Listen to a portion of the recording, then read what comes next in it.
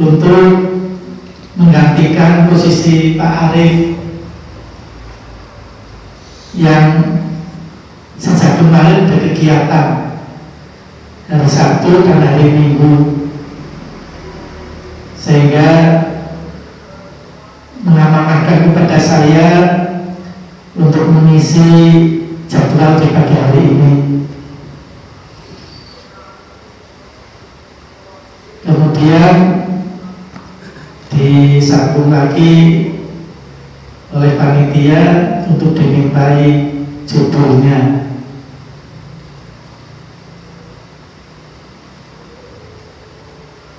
Saya cari-cari, kemudian ketemu, maka pagi hari ini saya mengambil mengambil judul 4 sifat manusia dalam hidup, dalam menghadapi kehidupan dunia.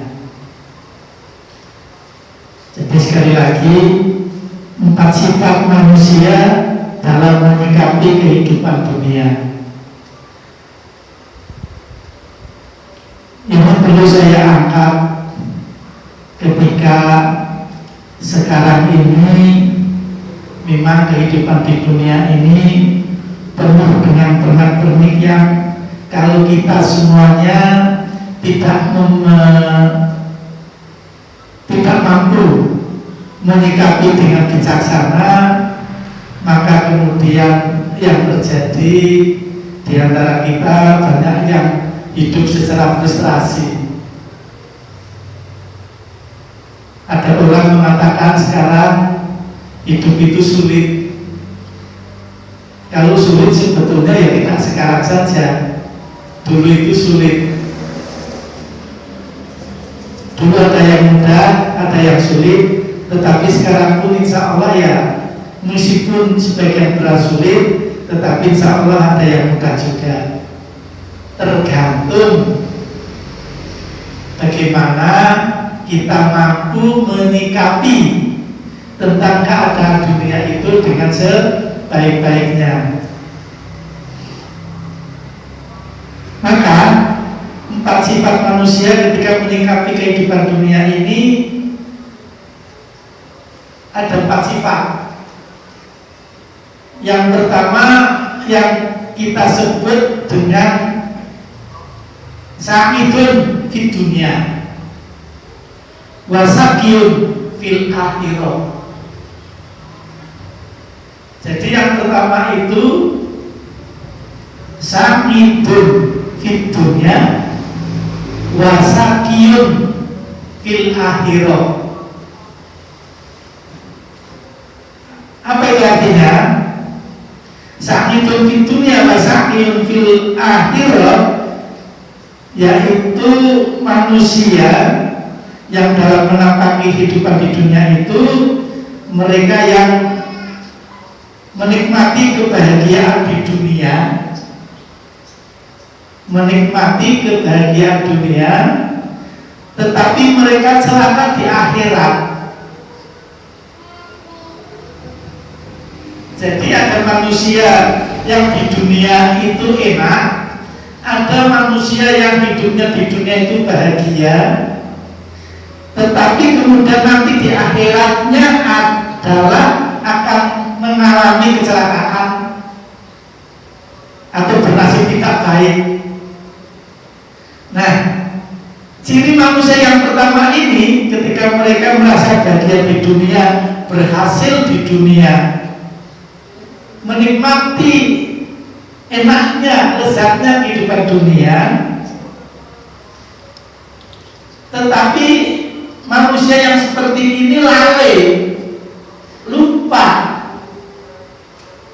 bahkan mengabaikan tentang nilai-nilai kehidupan di akhirat.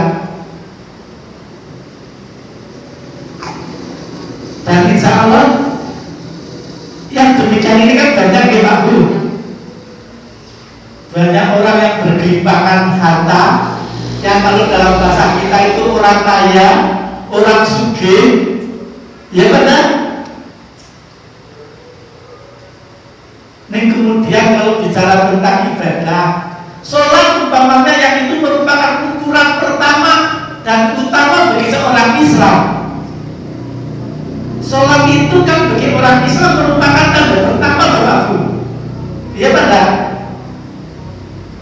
Juga kadang-kadang masih banyak yang dipertanyakan. Hidupnya memang mewah karena kaya, bisa kesana kemari, tapi lalai, tapi lupa bahwa masih ada lagi tentang kehidupan di akhirat.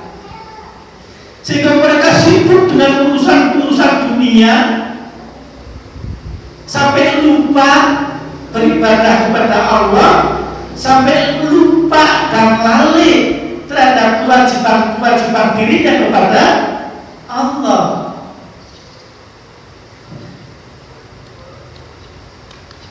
Maka ketika kita bicara fenomena haji, umroh, dan lain sebagainya itu ternyata memang betul ukurannya bukan ukuran materi, ukurannya bukan ukuran uang. Kalau ukuran uang, orang kaya kan mesti banyak uang Bapak Bu. Tapi pertanyaan saya kemudian, apakah mereka sudah pergi haji?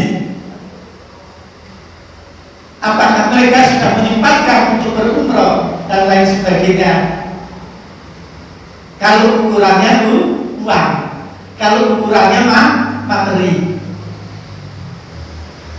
Jadi memang di dunia ini ada tipe manusia, ada sifat manusia yang kemudian mereka itu hanya orientasinya pada nilai-nilai duniawi.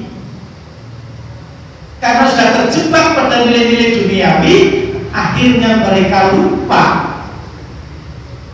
bahwa sesungguhnya masih ada tentang kehidupan akhirat ini.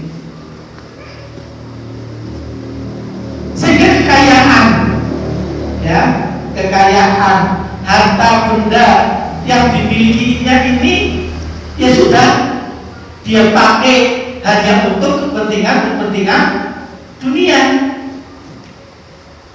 Makanya jangan heran Pak Bu, kalau ada orang kaya itu malah soyong pelit. Ya benar. Mereka berprinsip, mereka berpandangan, saya ketika mencari kekayaan ini kan sudah dengan kerja keras. Katanya mengatakan apa?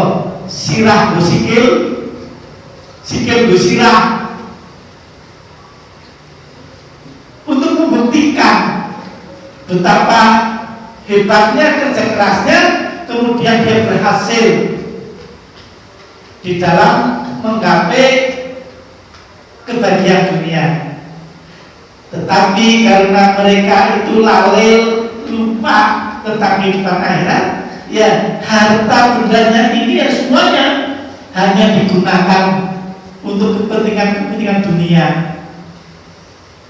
Tidak ada satupun yang mengalir dana-dana itu, kekayaan-kekayaan itu untuk kepentingan akhirat. Ketika sudah saatnya puasa, bagaimana imam puasa, karena salafus soleh itu mengajarkan ketika kita itu diberi nikmat limpahan harta, maka sesungguhnya ketika sudah memasuki bulan puasa, yang sebaik-baiknya di antara kita yang diberi limpahan harta sejak saat itu sudah mulai apa? Mulai menghitung-hitung kekayaannya, yang kemudian menghitung-hitung berapa zakat yang akan dikeluarkan pada tahun itu. Kan mestinya gitu ya Pak Fuye, dihitung. Bagi para pengusaha para pedagang yang sukses dihitung.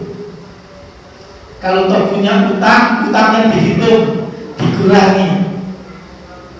Kemudian akan ketemu nisab yang itu menjadi bagian ukuran kita mengeluarkan zakat. Tapi kalau orang orientasinya sudah hanya dunia saja, kadang-kadang ini terlupakan bahwa sesungguhnya harta-harta yang kita miliki itu ada sebagian harta yang menjadi hak orang lain yang dalam agama disebut fuqara wa masakin, atau dalam Qur'annya kan sudah diterangkan sangat jelas, wa ma razaqnahum yunfiqun. Diperintahkan itu wa ma razaqnahum yunfiqun, dan sebagian harta yang memiliki itu hendaklah diyakatkan, diinfakkan, karena itu sesungguhnya milik dari orang lain yang dalam hal ini sesungguhnya milik fuqara wa masakin. Sebagian itu juga Quran atau agama juga tidak mewajibkan semuanya, apalagi setengahnya juga tidak. Cuma 2,5%. Zakat itu kan 2,5% dimaksud itu. Tapi kalau orang sudah ukurannya dunia, sudah orientasinya hanya dunia saja, dari sekian juta bahkan sekian miliar mengeluarkan 2,5% itu malah yang dihitung itu kan malah yang dikeluarkan. Umpamanya Pak Bu, kalau kita punya harta senilai 1 juta, kalau kita mengeluarkan 2,5%-nya itu kan 25.000 toh Pak Bu, ya kan? Ini bagi orang yang orientasinya itu dunia saja, yang dipikirkan kan yang 25.000-nya itu sing jare imam, sing jare dan lain sebagainya. Kok tidak berpikir, kok tidak melihat bahwa ketika saya punya uang 1 juta, saya keluarkan 25.000, saya itu masih punya uang 975. Bayangkan kalau kita punya uang 1 miliar, 2,5%-nya berapa Pak? 2,5%-nya kalau 1 miliar kan cuma 25 juta. Iya, kalau orang yang merasa berhasil karena lupa tentang hari kehidupan akhir, ketika mengeluarkan 25 juta dari 1 miliar itu kadang-kadang sudah akhir ya, banyak ini 25 juta ini. Tidak akan bisa berpikir bahwa ketika 1 miliar saya keluar 25 juta itu, saya masih punya uang 900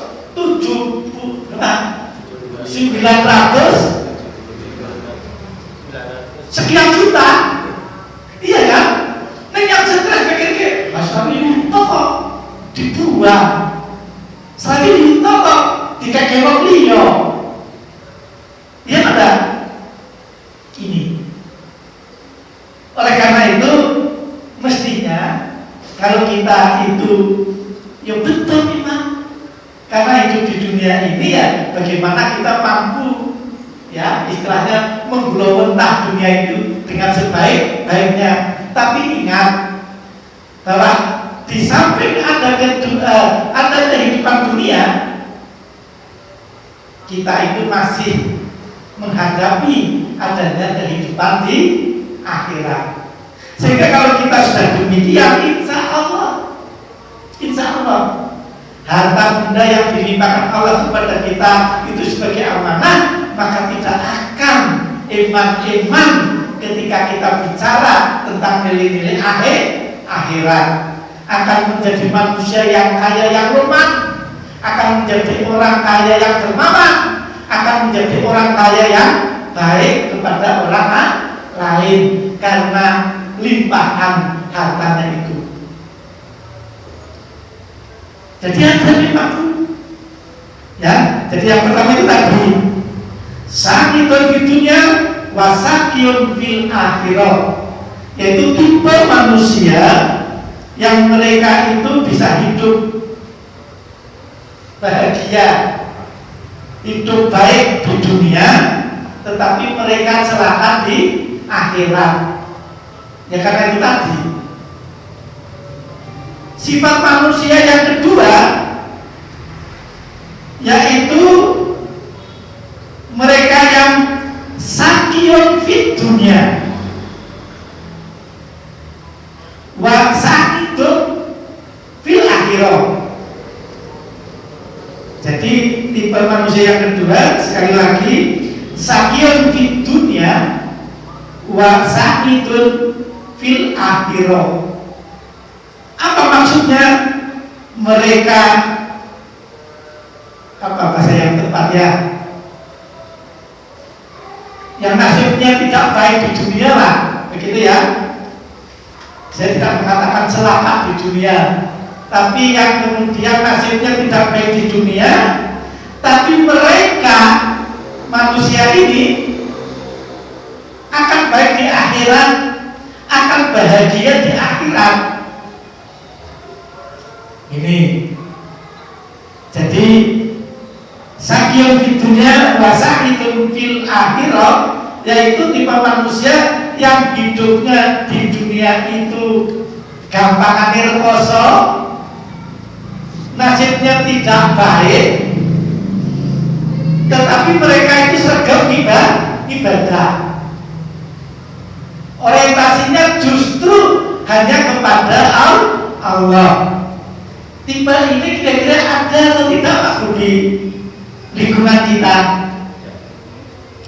Kalau yang nomor 1 itu ya banyak kok, banyak kata wong sugih ora ibadah kira-kira wong sugih ora salat yo pirang, wong sugih ora makan kaji yo akeh.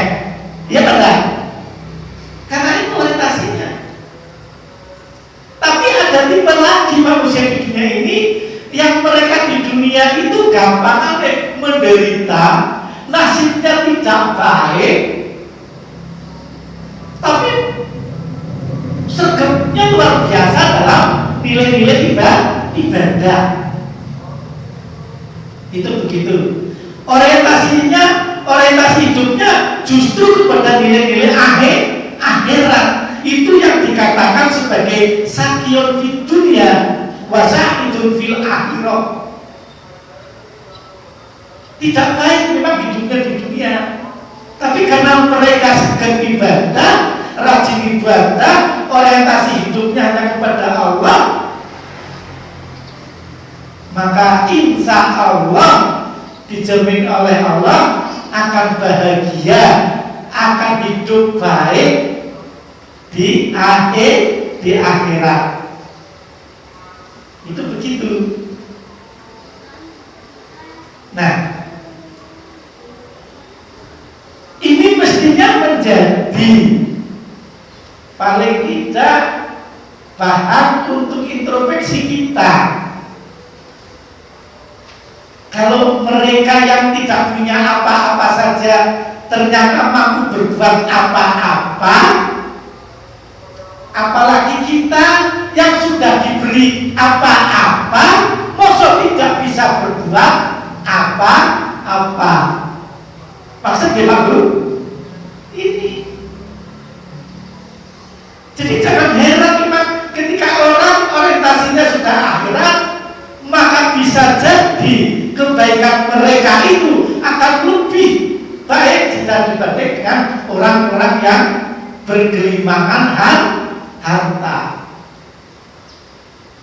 Tuh. Ya, meskipun ada bukan anggapan, mungkin anekdot ya.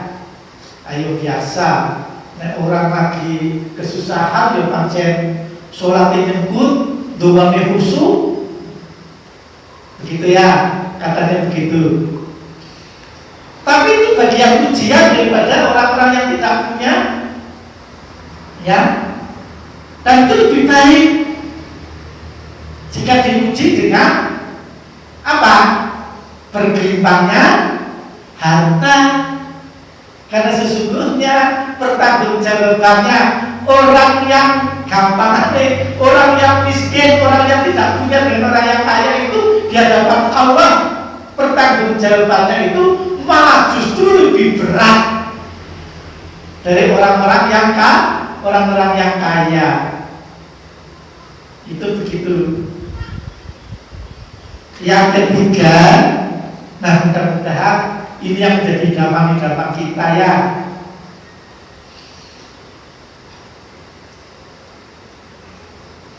Yang ketiga itu tipe manusia yang dalam agama disebut sa'idun fid dunya wa sa'idun fil akhirah.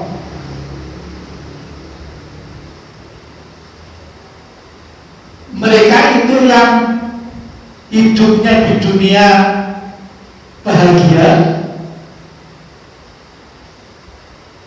dan di akhirat pun juga hidup dengan bahagia. Ini sesuai dengan doa harian kita, ya kan?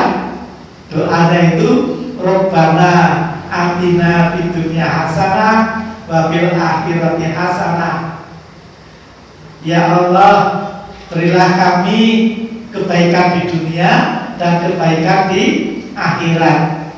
Mari kalau kita sudah tiap hari doanya seperti ini, ya kita ejawantahkan, kita praktekkan dalam kehidupan sehari-hari kita, bagaimana menyeimbangkan tentang kehidupan di dunia ini dan kehidupan di akhir. Orang yang kehidupan di akhiratnya ini baik karena mereka punya konsep bahwa sesungguhnya kehidupan di dunia ini adalah sekedar wasilah. Wasilah itu apa? Alat.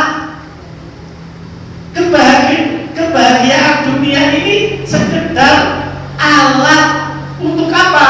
Untuk mencapai kebahagiaan di akhirat. Nah, orang-orang yang demikian ini, maka ketika dia diberi bergelimpangan harta, diberi kekayaan, maka kekayaan itu tidak mereka nikmati sendiri, tidak mereka gunakan untuk kepentingan sendiri, tetapi untuk kemaslahatan umat, kepentingan-kepentingan umat, untuk menyantuni umat, untuk memelihara mereka yang tergolong fakir dan miskin, untuk membangun masjid, untuk ditaharkan semuanya dalam kerangka fisabilillah. Itu begitu. Mereka menyadari bahwa dunia itu hanya sementara. Akhirat itu adalah tujuan akhir. Yang di situ Allah mengatakan kehidupan di akhirat itu khalidina fiha abadan. Begitu Pak Bu. Kehidupan kita di dunia itu kata Allah khalidina fiha abadan. Mereka akan kekal selama-lamanya. Lah kalau sudah tahu bahwa kehidupan di akhirat itu khalidina fiha abadan, mestinya bagi kita semuanya orientasi hidup di dunia ini tetap fokusnya kepada kehidupan di akhirat. Dunia itu hanya sekedar bunga-bunganya saja. Dunia itu merupakan sarana saja, alat saja. Maka Allah dalam Quran itu kan mengingatkan kepada kita yang senang dunia itu kan diingatkan bahwa dunia itu hanya sekedar main-main saja. Nah, kalau sudah tahu bahwa dunia itu hanya sekedar main-main saja, mengapa harus kita apa? Harus kita betul-betul seriusi. Itu begitu. Ya. Yang serius itu adalah kehidupan di akhirat. Maka yang bijak itu ketika konsep kita adalah bagaimana meraih kebahagiaan di dunia, tetapi juga nanti bahagia di akhirat, maka sikapilah bahwa dunia ini adalah sebagai wasilah, sebagai sarana untuk menuju kepada kebahagiaan di akhirat. Maka orang yang demikian tidak akan terjebak kepada nilai-nilai duniawi. Mereka tidak akan terjebak dengan kesibukan duniawi. Menurut saya dulu, kalau kita sudah bicara tentang urusan dunia, maka itu tidak ada selesainya. Jadi tidak usah kaget kalau ada orang yang orientasinya itu dunia itu nyambut gawe itu orang kuwi. Ya betul dulu. Wes kok malam bunyi saya kaya ngopo bakteri padha turu ya. Wes jenggung itu duwe kae. Isih itu masalah rugi dan laba. Ya betul. Ini dunia kalau kita jurusi nggak akan ada selesainya. Orang-orang ini itu begitu. Maka kalau menyikapi bahwa dunia itu hanya sekitar wasilah, maka sesungguhnya akhirat menjadi perhatian utama. Pak Bu, kata Allah itu, kalau kita hanya konsentrasi, kalau fokus kita hanya urusan dunia, memang betul kata Allah itu nanti kita di akhirat itu akan tidak mendapatkan apa-apa. Kalau bahasa kita di sini ya akan kampiran. Tidak dapat apa-apa. Coba nanti kita simak di dalam surat Al-Baqarah. Al-Baqarah ayat 200 di penggalan terakhir. Surat Al-Baqarah ayat 200 di penggalan terakhir itu Allah mengingatkan kepada mereka yang orientasinya di dunia saja. Di situ Allah berfirman, "Faminan nasi mayaqulu rabbana atina fid dunya wa ma lahu fil akhirati min khalaq." Kata Allah seperti itu, mengingatkan kita semua yang pada orientasinya itu tentang nilai-nilai dunia saja sudah dikatakan. Mayaqulu rabbana atina fid dunya wa ma lahu fil akhirati min khalaq. Faminan nas, ada sebagian manusia, gitu ya. Faminan nasi, ada sebagian manusia mayaqulu, yang mereka berdoa, yang mereka meminta kepada Allah dengan doanya Rabbana atina fid dunya, ya Allah, Duh Gusti, berilah kami kebahagiaan dunia. Ya Allah, berilah kami tentang kebaikan di dunia. Ya Allah, dalam bahasa saya ini, berilah kami kesugihan, kekayaan di dunia. Nanti itu permintaannya. Hanya itu saja. Itu orientasinya dunia saja. Maka orang-orang yang orientasinya dunia saja oleh Allah diingatkan wa ma lahu fil akhirati min khalaq, wa ma lahu, dan bagi mereka itu fil akhirati, di akhiratnya, min khalaq, tidak akan mendapatkan apa-apa. Jadi di surat Al-Baqarah ayat 200 yang terakhir itu Allah sudah mengingatkan kepada mereka yang hidupnya hanya berorientasi pada nilai-nilai keduniaan. Maka betul pada ayat yang lain Allah mengingatkan bahwa dunia itu hanya sekedar main-main saja. Mengapa diseriusi? Karena saking seriusnya tadi saya katakan sampai melalaikan tentang nilai-nilai akhirat. Ibadah saja lupa, sholat yang lima waktu saja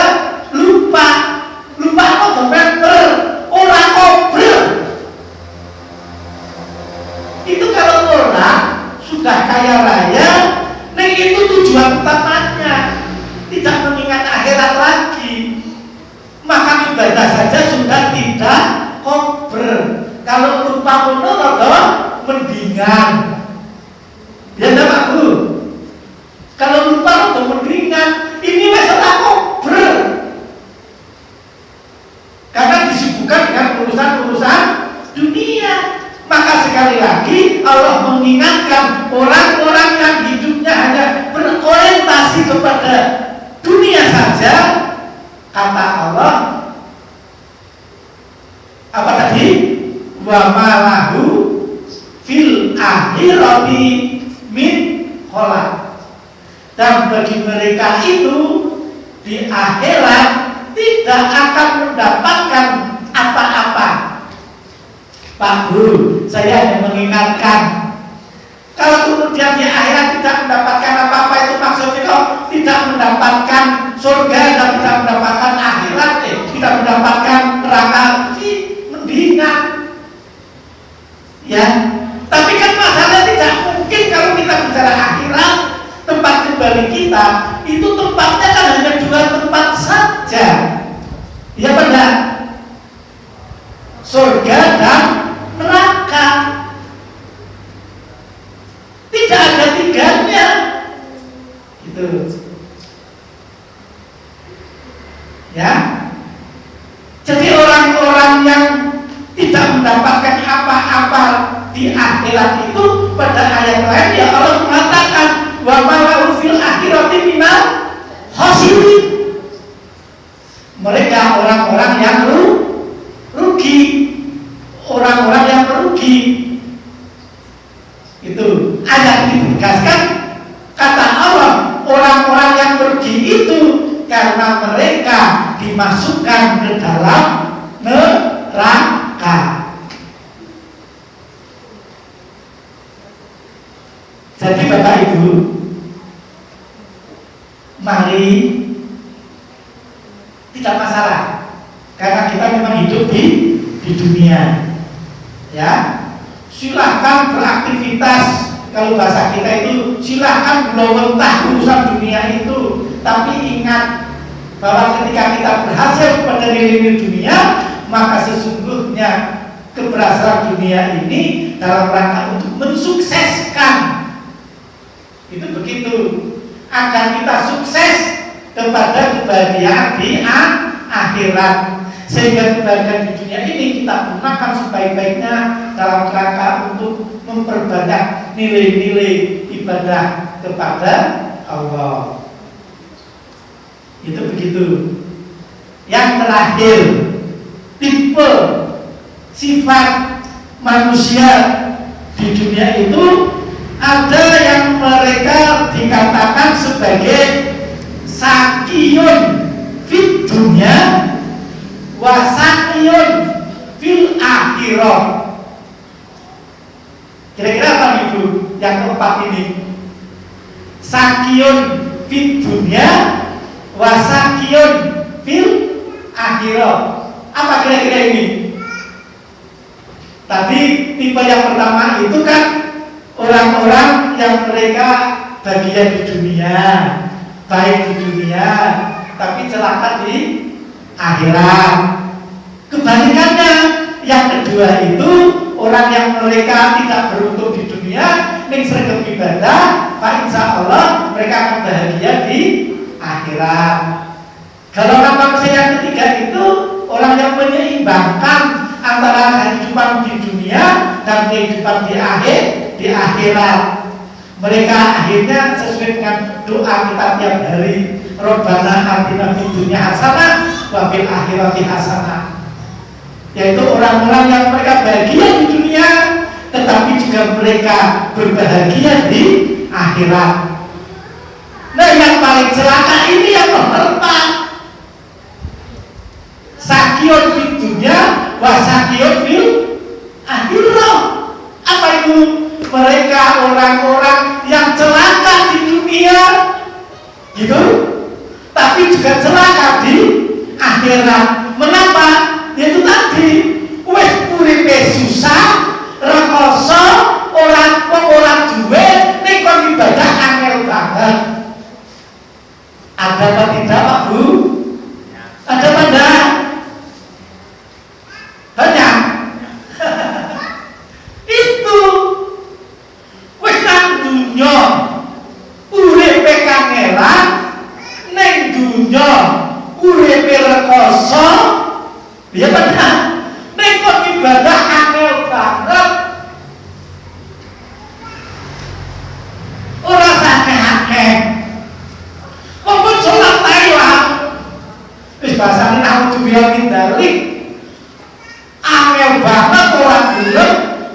kadang-kadang ini diajak sholat malah nesu. Ini celakanya manusia. Ini tipe manusia yang paling celaka. Wis nang alam dunya rekoso, di akhirat lebih rekoso. Itu yang dikatakan sakyun fid dunya wa sakyun fil akhirah. Itu ada 4 Pak Guru. Kira-kira kita mau pilih yang nomor berapa Pak Guru? Nomor 3. Kabeh memang semuanya seperti itu. Ini sudah Pak Guru kekayaan kita. Kalau ada orang minta-minta dikasih, ojo diseneni. Ada orang yang minta bantuan kepada kita, langsung dikasih. Orang datang dicurigani. Ya benar? Ya karena memang harta benda, kekayaan yang mereka miliki itu memang orientasinya untuk menuju kepada kemuliaan, kepada kebahagiaan di dunia. Jadi kalau mau nih cita-citanya nomor 3 luar biasa. Saya juga belum buka HP. Ini kok banyaknya angel banget ya. Nah bagaimana? Tidak angel mungkin ya kadang-kadang masih duit-duit numungan berkepentingan anak. Tiba-tiba ada orang butuh mau utang, orang dikekei. Ya benar. Sekali lagi, kalau toh tidak, ya paling tadi yang nomor berapa? Yang nomor 2 ya, mungkin di dunia urip kosong, ya orang sugih-sugih banget gitu. Nek tetep istiqomah rek kita ibadah, sergap sholat, sergap zakat, sergap infak, sergap lebih nulung, sergap berbuat baik kepada orang lain. Tidak apa-apa sudah terpaksa di dunia, tapi punya harapan tentang kebahagiaan di akhirat. Gitu. Daripada yang pertama berhasil di dunia, yang celaka di akhirat, karena memang tadi Allah sudah mengingatkan. Itu. Jadi kalau kita hanya orientasinya dunia saja, lalu lupa akan nilai-nilai akhirat, kata Allah, wa malahu fil akhirati min khalaq. Nah ya orang usah dimasalahkan. Kalau memang ada tipe manusia yang seperti ini, memang itu sudah kodratnya. Qurannya sudah ada, artinya Allah itu sudah mentakdirkan kalau memang ada tipe manusia yang hanya memperbodoh-bodoh urusan dunia saja sampai lupa pada akhiratnya itu tadi. Maka kan sungguh indah ini ayat 200 pada penggalan terakhir Al-Baqarah ini disambung dengan surat Al-Baqarah 201 itu kan nyambung. Ketika di 200 Allah mengingatkan